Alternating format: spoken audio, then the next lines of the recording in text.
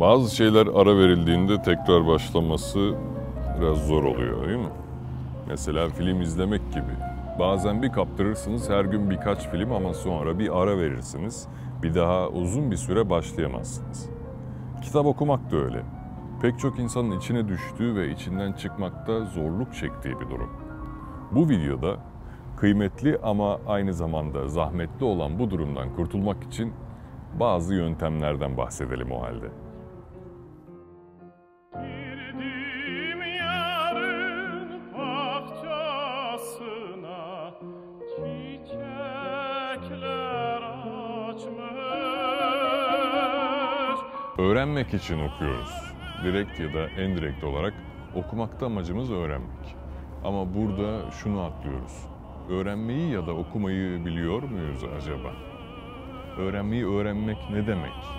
Okumak, kitabı eline alıp yazanların tümünü aynı güçle zihninden geçirmek diyebileceğimiz kadar basit bir eylem mi?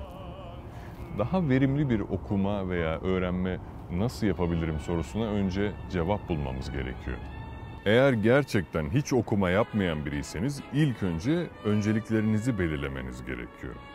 Daha iyi odaklanacağınız ve ilginizi gerçekten çeken, sizin için öncelikli konuları tespit edin ve bir süre sadece bu kitapları okuyun. Ve bir anda saatlerce okumak gibi hedefler koymayın kendinize. Yoksa birkaç gün sonra okuyamadığınızı görerek kendinize ket vuracaksınız ve kitap okuyamadığınız gibi bir kodlama yapacaksınız. Sıkılmadan okumayı sonlandırarak başlamamız gerek. Örneğin birinci gün 5 dakika okuma yapın. Sadece 5 dakika.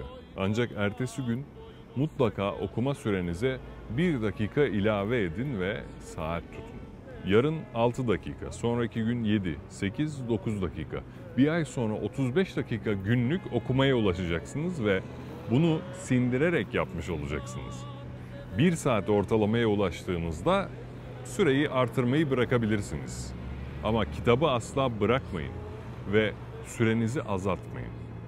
Her gün 1 saat kitap okuduğunuzda haftada 1 kitap, yılda ortalama 40-50 kitap okumuş olursunuz. Eğer bu okumaları sabit konular üzerine yaparsanız, örneğin pazarlama diyelim, bir yıl sonra gerçekten o konu hakkında derin bilgilere sahip biri olabilirsiniz. 40-50 kitap 4 yıllık bir fakülteden mezun olmak için okuduğunuz kitap sayısına denktir. Her yıl bir üniversiteden mezun olmuş gibi hissedebilirsiniz kendinizi.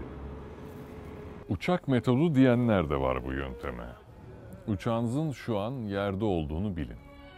Uçuştaki en zor ve en çok enerji tüketen kısım uçağın havalanmasıdır. Ve bu süreç zahmetlidir. Uçak belli bir irtifaya ulaştığında havanın gücünü lehine kullanabilir ve artık havadadır. Uçmak zorundadır. Siz de okuma sürenizi artırırken uçağınızı kaldırdığınızı hayal edebilirsiniz.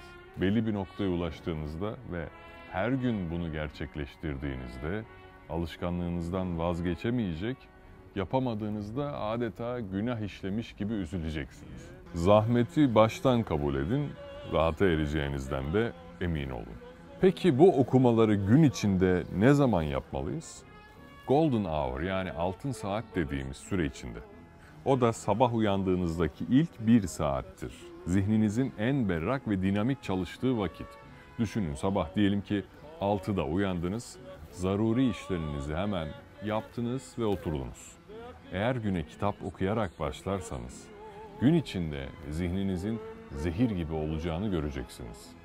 Ve bunu fark ettiğinizde kendinizi çok motive hissedeceksiniz. Asla tıkanmayacak ve etrafınıza da pozitif enerji saçacaksınız. Uyku mahmurluğuyla anlayamadığınızı düşünebilirsiniz. Sadece okumaya devam edin. Bir süre sonra bu geçecektir.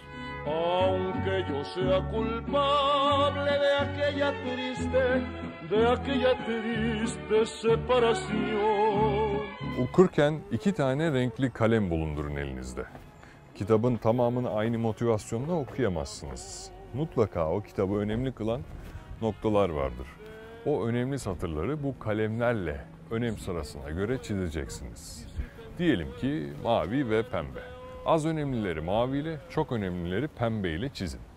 Bu bir süre sonra sizin önemli yerleri daha hızlı tespit etmenize yardımcı olacak. Ve öğrenmeyi öğrenmek konusunu da çözüme ulaştırmış olacaksınız.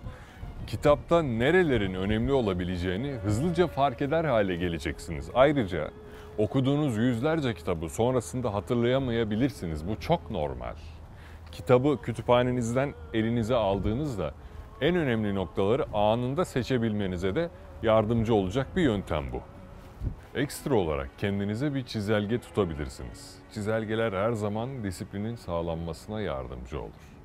Okuduğunuz kitabın adını, türünü, sayfa sayısını ve kitabın 2 cümleli özetini yan yana yazın.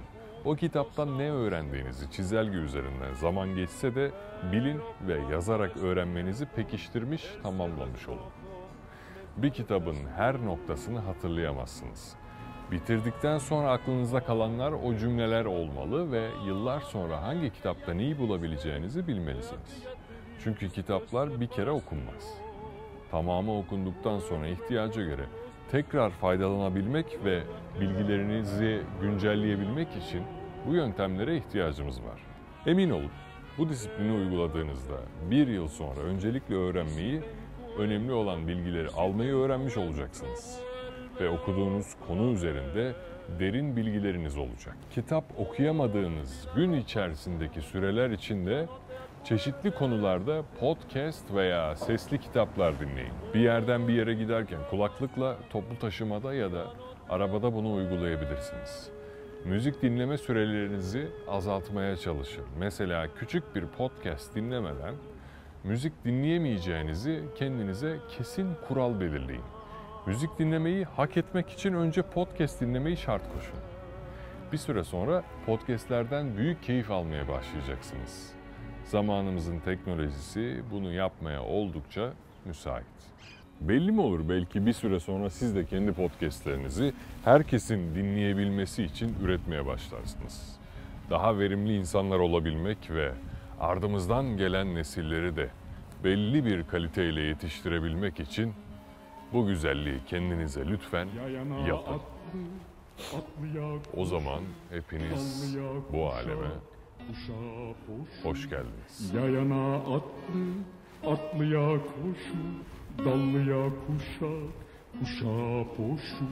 Sohbete helva da yar yar, helvaya turşu, turşuya soğan. Ne oldu? Ne güzel uyumuş. Sohbete helva da yar yar, helvaya turşu, turşuya soğan. Ne güzel uyumuş.